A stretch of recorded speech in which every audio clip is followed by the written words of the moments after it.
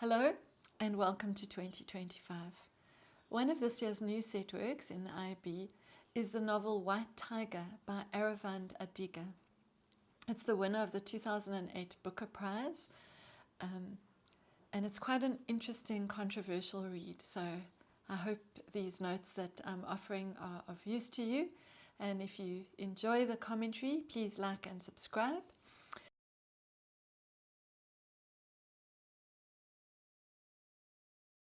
Let's get straight to it. The idea of a tiger is a creature powerful, strong, fiery, courageous, primal. But a white tiger is something quite unusual.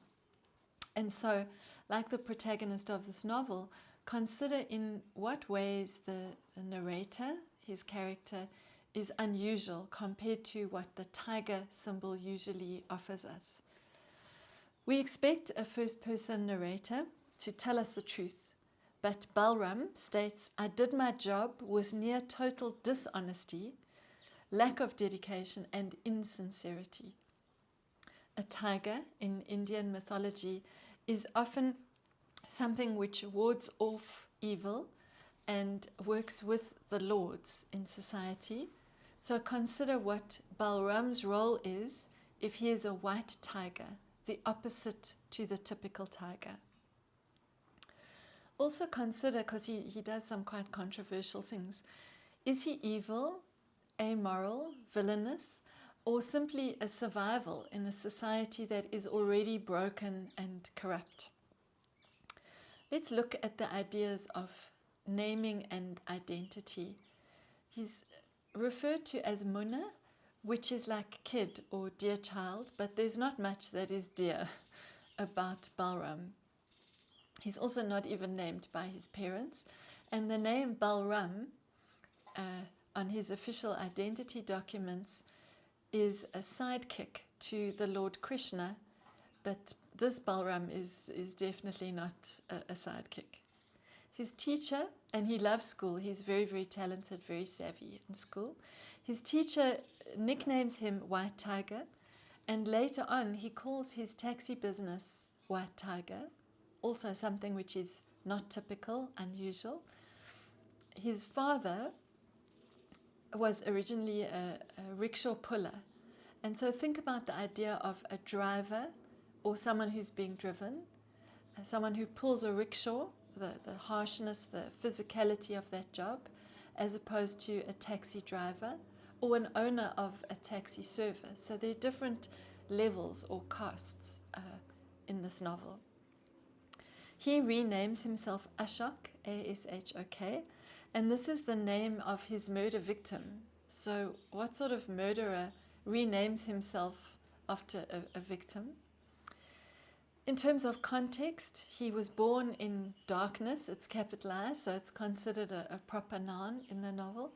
What does darkness mean? Is it an area that is primitive, that is tribal, that is ignorant, that is traditional, that is physically dark, that is very, very poor, uneducated?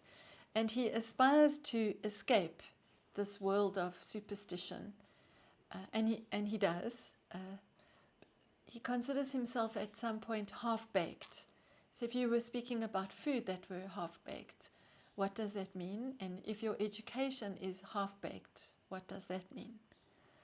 Like David Copperfield, he's taken out of school early and he resents that. He enjoyed the world of learning, but he finds other ways to learn. A lot of the time he learns through eavesdropping on conversations. So think about what it means to have knowledge. Is knowledge power? And how did you come about that knowledge? And how are you using that knowledge? He is, I would say, wily, proud, ambitious, pragmatic, and even ruthless. I don't find him a very likable character, but reluctantly I can admire his will to get ahead, his determination. For those of you who are book lovers and who want to add to your portfolio of reading, I would recommend, in terms of the African context, the novel The Beautiful Ones Are Not Yet Born. It also has this idea of how do you get ahead when your whole society is a place of corruption? In terms of moral ambiguity, you could consider a classic like David Copperfield, and even Fitzgerald's Great Gatsby. With Gatsby, though, I feel that he himself, his love is admirable, even though he had some dodgy dealings on the path to success, financial success. You could also look at a very short novel called Heart of Darkness by Joseph Conrad. That idea of, if you immerse yourself in the world of darkness, do you yourself become dark? Is that inevitable? And what does that mean for your values, your survival prospects, your ethics?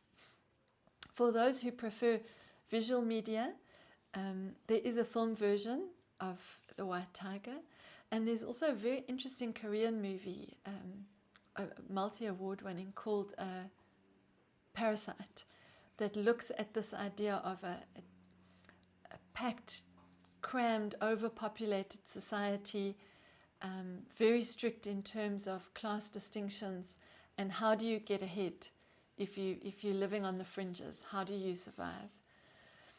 There's an outstanding animated short film called Happiness.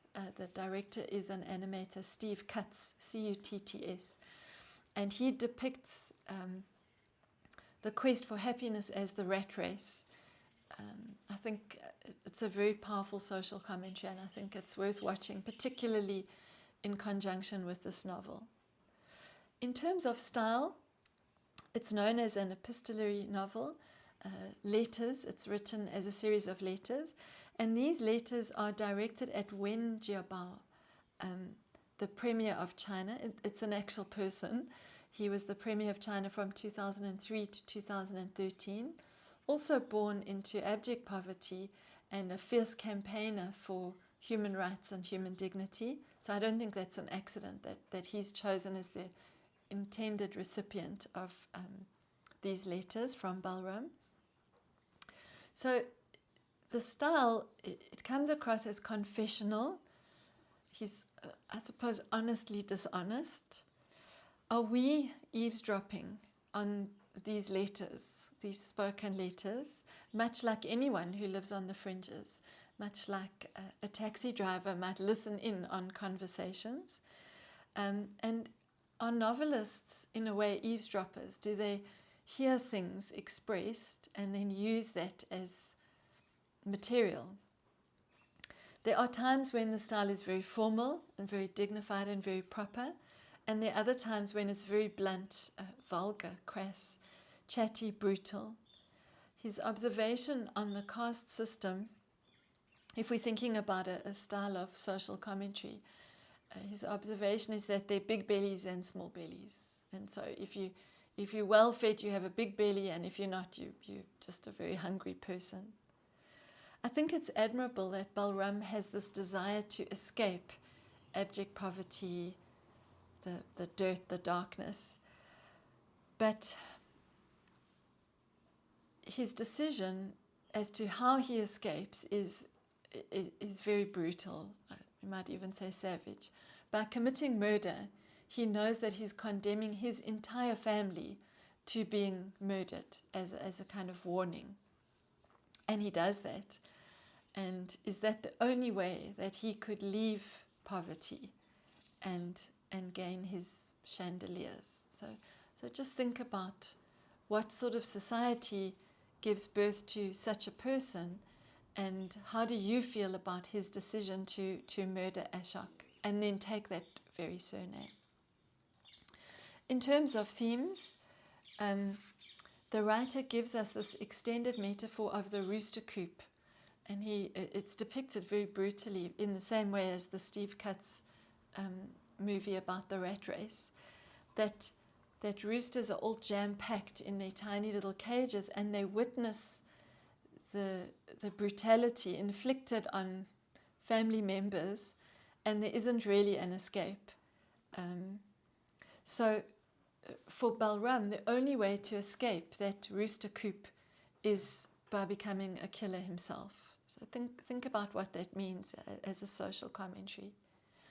When the author was interviewed about family and the importance of family, he was quite critical, and he said, if family loyalty is something that makes you a slave to the family, it's not a positive force. That it's almost tolerated to commit crimes, even something as vicious as murder, but you dare not disobey your mother or disrespect your mother. So think about what family truly means. Is loyalty to family necessarily a moral, an ethical, a loving bond, or could it be thwarted and subverted?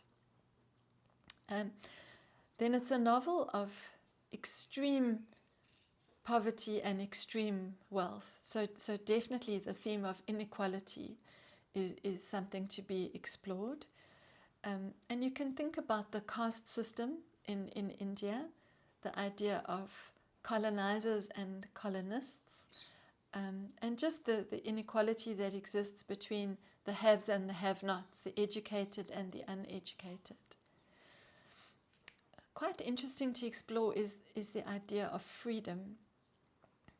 So Balram understandably wants to escape the shackles of poverty, and he longs to be free of those familial bonds. And yet, once you're affluent, are you really free? If you think about the original Ashok, is he free? He too is at the mercy of those who have even more power and influence than him. And then I think it's worth exploring the role of a writer. Adiga comments that in some societies there's this ruthlessness that we would eat our neighbours' children in under 5 minutes and our own in under 10, which is quite a savage metaphor. But think about what the writer's role is. Is it, like South Africa's Zapiro, to expose and satirize and mock so that injustice can be seen, a form of your role is that of an educator? Or is there something more noble at play? Are you trying to uplift and educate and cause people to challenge pre-existing stereotypes? I think you could also look at the concept of conflict and duality, that there are in society the drivers and the driven.